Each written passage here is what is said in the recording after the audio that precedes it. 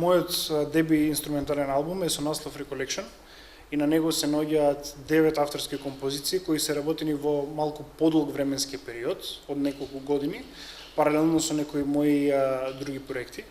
Секоја композиција, целта на секоја композиција беше да се долови одреден момент или одредена емоција, која што би покажала повеќе страни и од моето свирење и од мојот музички израз воопшто. Албумот е целосно снимен во моето домашно студио.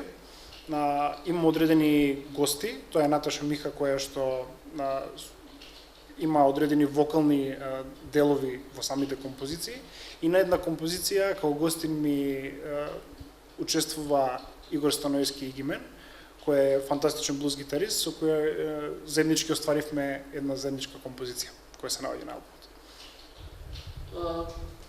Што представуваат овие песми, дали како ја црпеше инспирацијата и тие работи? Инспирацијата ја црпам секаде околу мене. Може да потекнува директно од инструментот, ако збориме технички од одредена фраза која што потоа ја развивам во целосна музичка идеја, или можеби таа да дојде од некое место каде што едноставно музички сакам да прикажам одредена ситуација или одредена емоција, случка, дали лично моја или на некој околу мене. Целиот процес гледав да биде без ограничување во смисол стилски или самиот израз да го ставам во одредена рамка.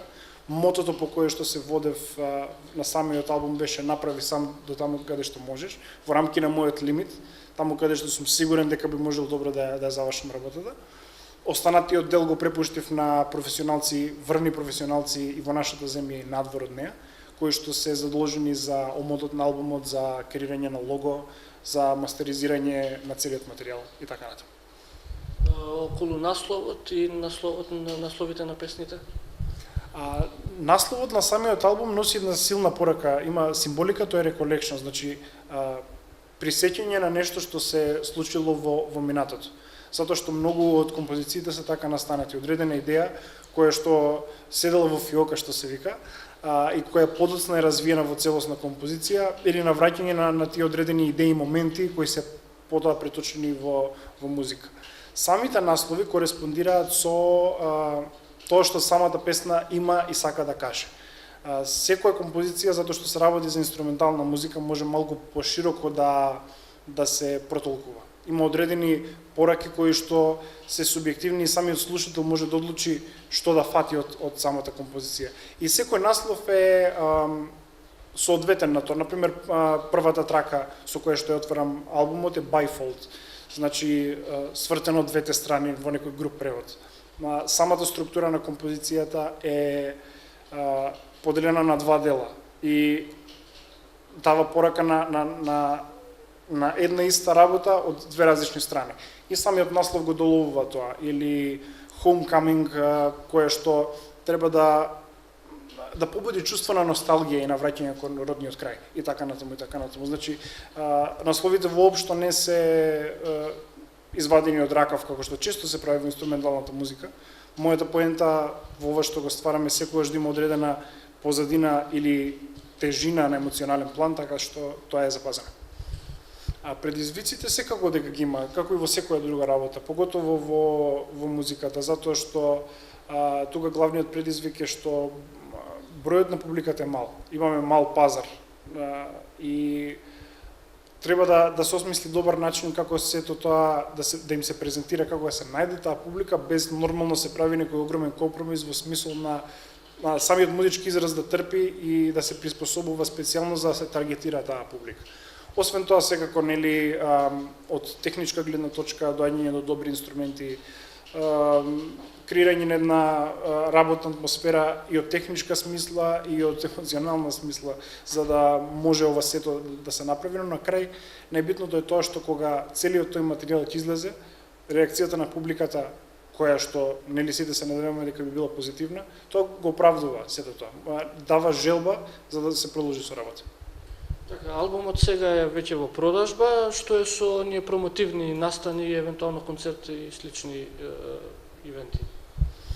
Сега фокусот во наредниот период ќе ми биде промоција на албумот во живо. Планирана е концертна промоција некаде на есен во септември, со која што целиот материјал ќе биде отсвирен во живо од почеток до крај со други попратни теми кои што ќе видиме како ќе го надополниме тој дел за да може публиката да ужива во еден навистина квалитетен перформанс. И не само за таа промоција, него на долгорочен план сакам да го промовирам материјалот и јас како артист тоа што го имам заработено, прво во рамките на државата, а потоа и надвор. Така, што понатаму после првиот албум, дали продолжуваш на нови дела или сега периодов ќе се задржиш на, како што рече, на промоција и таквите работи? Освен промоцијата, секако во план е да се сними уште авторска музика. Не сум сигурен во овој момент дали тоа пак ќе биде некое инструментално дело или ќе работам вокални проекти, затоа што и тие ги имам работено до сега во минатото. Исто така продолжувам со мојата тековна работа, што е студиска работа за други артисти надвор од земјата, часови по гитара.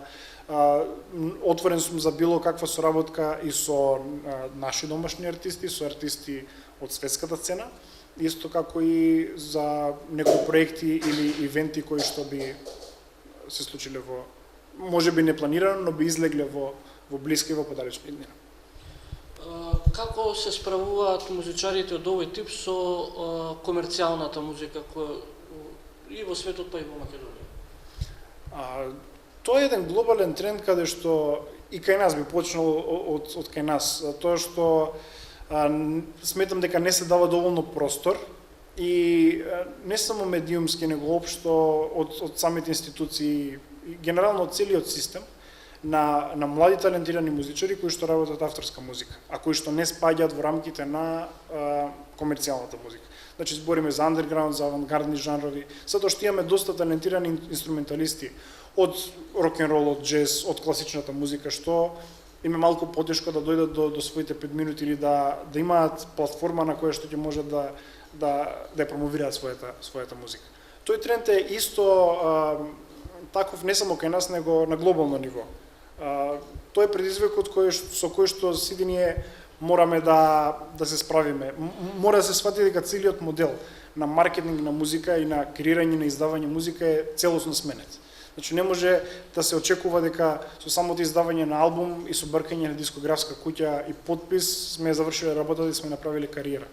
Мора да се бараат покреативни начини за промоција на материјалот, за перформанс, самата насока на музиката треба да се обрне многу внимание на цел тој визуелен дел, што сите ние се трудиме да го подобриме нивото. Јас секако сум на таа патека, гледам да ја најдам формулата што одговара за мене и што би исто така што би им се допаднала на остатокот од публиката.